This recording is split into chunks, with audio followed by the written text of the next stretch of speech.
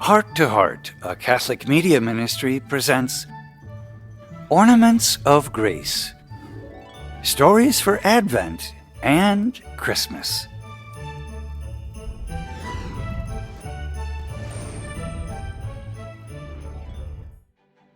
Today's ornament of grace for Sunday of the second week of Advent is John Robert Lewis.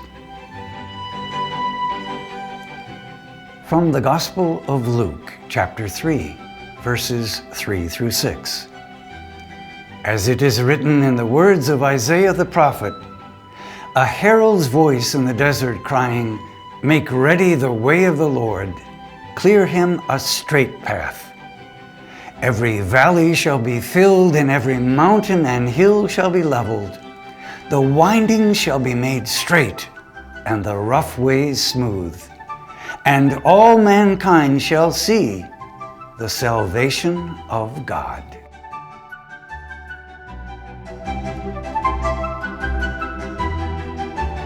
Isaiah, like all the prophets, certainly suffered for wanting people to prepare a way for the Lord.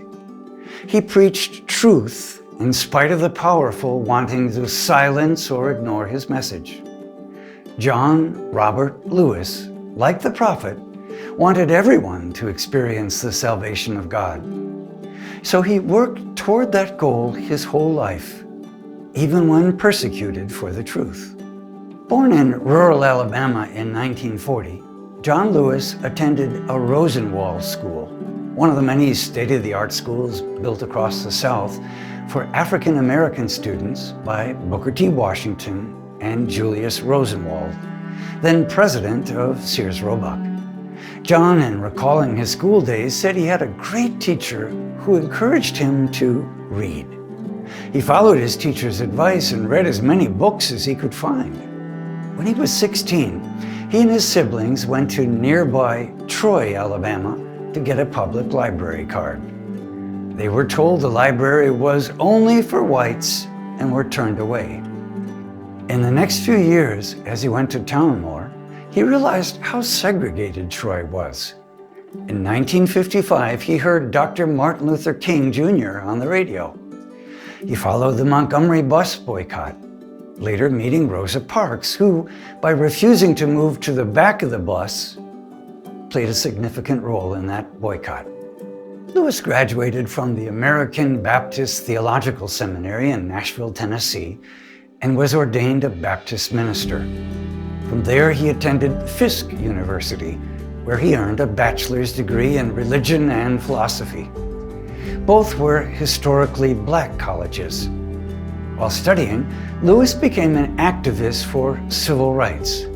He managed, with other students, to desegregate lunch counters in downtown Nashville.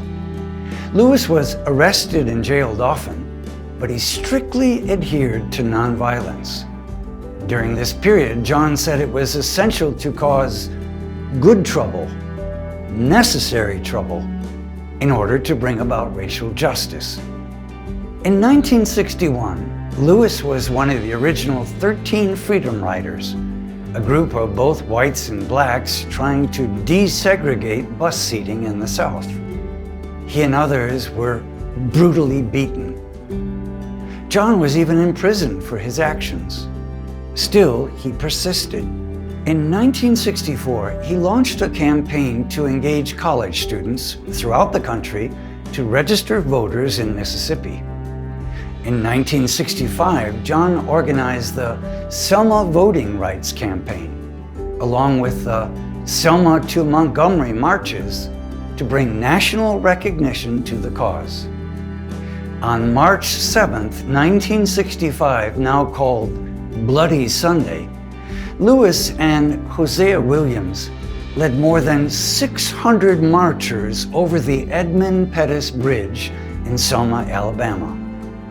When the group stopped to pray, they were attacked by state troopers who beat them mercilessly. Lewis suffered a skull fracture, but was blessed to escape with his life. John Lewis knew that laws needed to be just, and so he began a political career. Elected to Congress in 1986, he served the cause of justice until his death in 2020 at the age of 80. During that time, he tirelessly taught us how to make rough ways smooth and crooked ways straight in a non-violent way. This was John's way of preparing for meeting his Savior and for bringing others along with him. John Lewis is today's ornament of grace.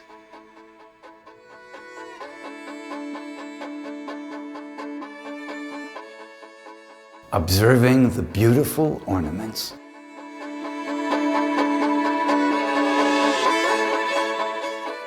What are some ways you can work for the justice and good of all people?